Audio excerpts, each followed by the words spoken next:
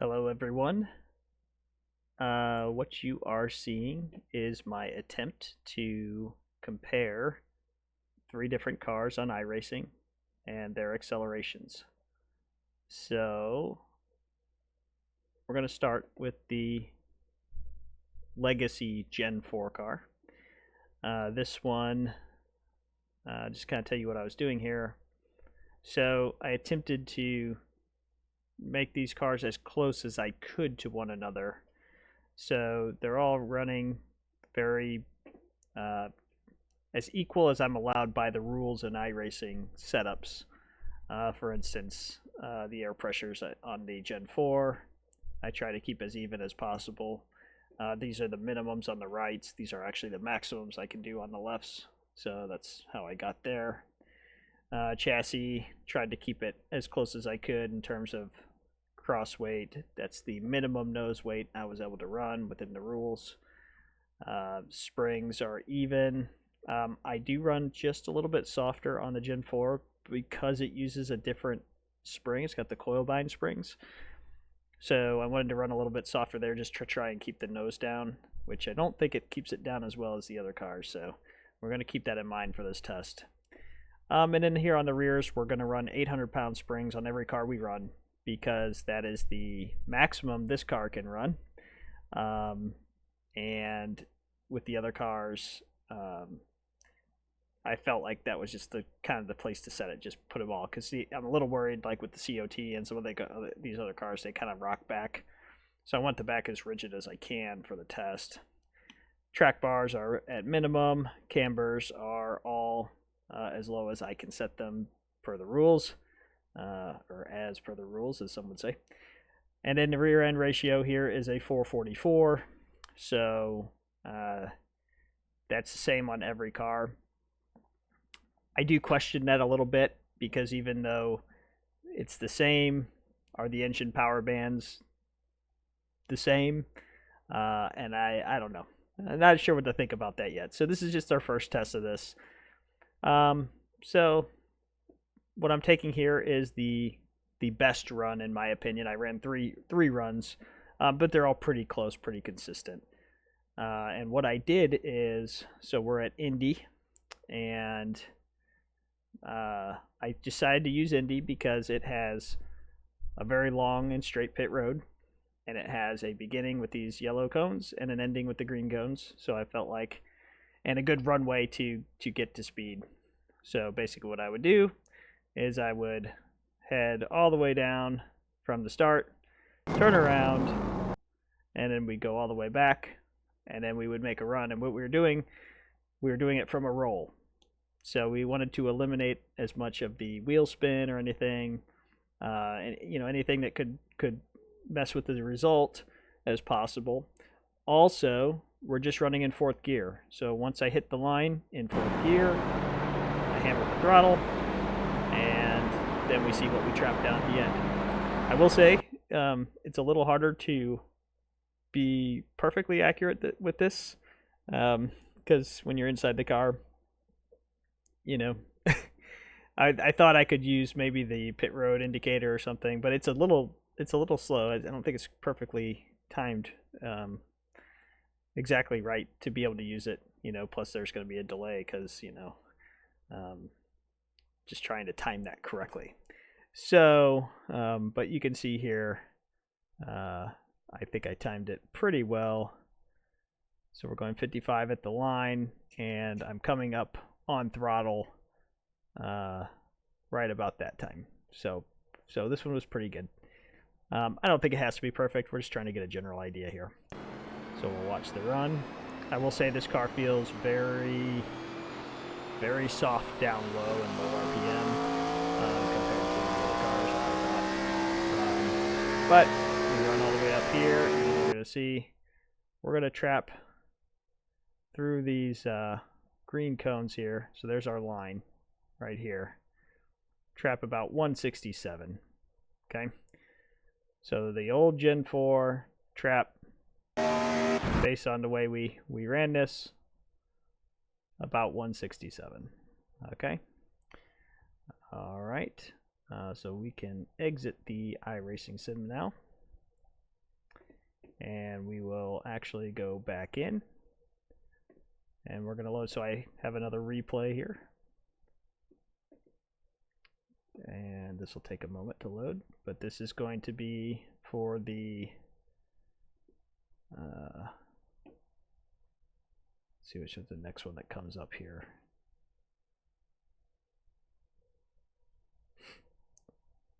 If I can find it one day. I may have to edit this video. Okay, so this is going to be the 2003 car. And we'll go ahead and launch the sim and wait for my PC to load here, which takes a moment. And we'll probably edit this.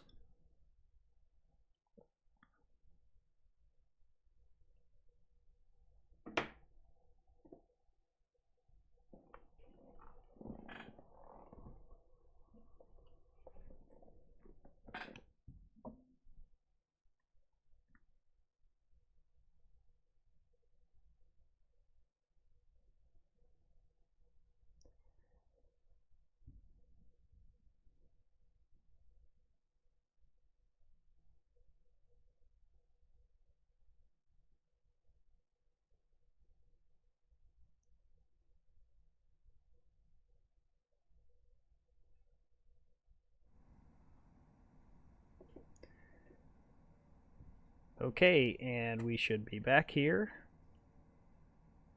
So let's go ahead and fast forward. This is the 2003 car.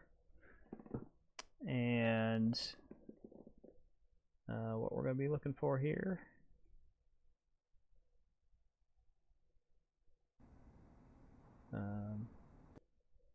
Let's go to the very end. That's the best way. So our 2003 car.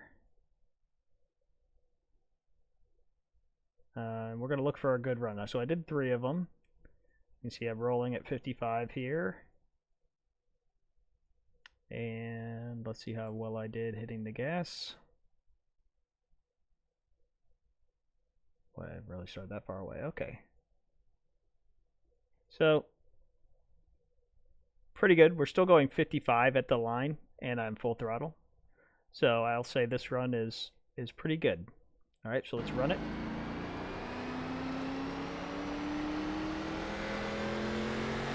And this car felt very planted. No hints of any wheel spin or anything coming up through. And it looks like we're going to trap this car right about 169 miles an hour. So a couple miles an hour faster. Now I do want you to notice here, and one thing that we have to take into account with this test, this isn't just a horsepower test. That's part of it, but it's also drag. And I don't know what the drag of these different cars is. That's not something that iRacing releases to us or tells us. So we don't really know what that value is. I could just tell you, like, this valence looks a lot lower than our Gen 4 car did when we ran it. So we kind of have to take that into consideration, that did this car have a little less drag on it than the last one we ran?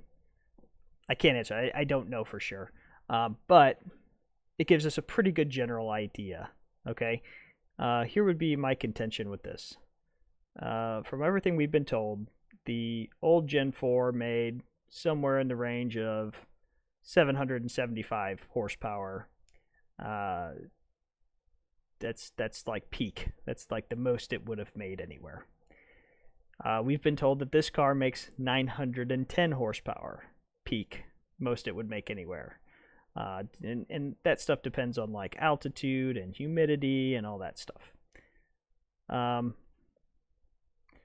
I would think with another 100 or more horsepower that we would gain more than 2 miles per hour. So I'm not sure what to think about that. Are we, but is it a power band thing? So is it peak horsepower? Do the other cars have flatter bands? I'm not sure. But here we are, 169 miles an hour for the 2003 car. All right, we're going to exit the sim. We'll come back one more time with the COT.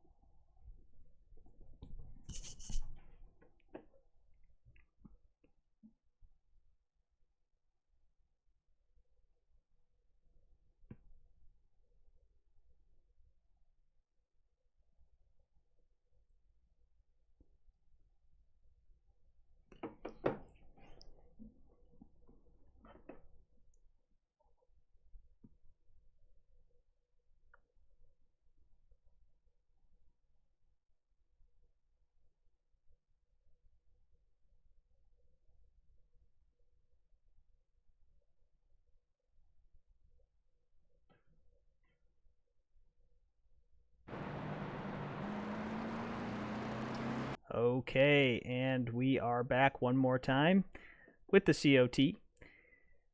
And this car, let's see if we got a good run going here. One of these I definitely jumped early, so this might be that run. And if it is, we're going to skip it. But you can see I'm rolling 55, and yeah, I jumped it a little early there. Okay. Does it make a huge difference over the course of the run? I don't know. Let's skip this, though, and see if there's going to be another run. That's better. All right. Let's see if I did a better job this time. And we're going to roll up to... So 55, I'm getting on the gas pretty good. We're hitting the line. We're still 55, so I feel pretty good about this run. One thing I can tell you with this car, about midway down here, it's like wanting to spin the tires. It's a little bit, you can tell, it's really stressing the rear tires. So you can't see me wobble around a little bit. But with that being said, we hit the line here at 173 miles an hour.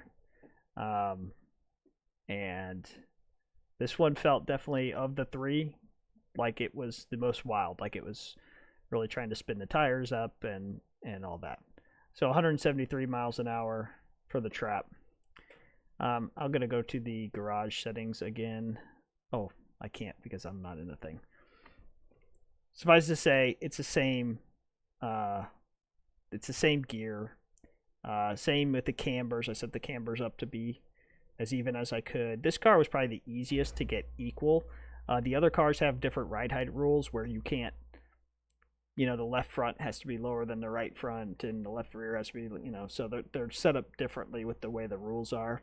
But this car, you can set up very even. So the fronts were at like minimum height 550, rears were at minimum height, which was 770, I think, inch. So it was a little easier to do with this car, to be honest. Rear springs were 800, just the same as the other cars. 500-pound front springs, just to try and keep it as even as I could with the 2003 Gen 4.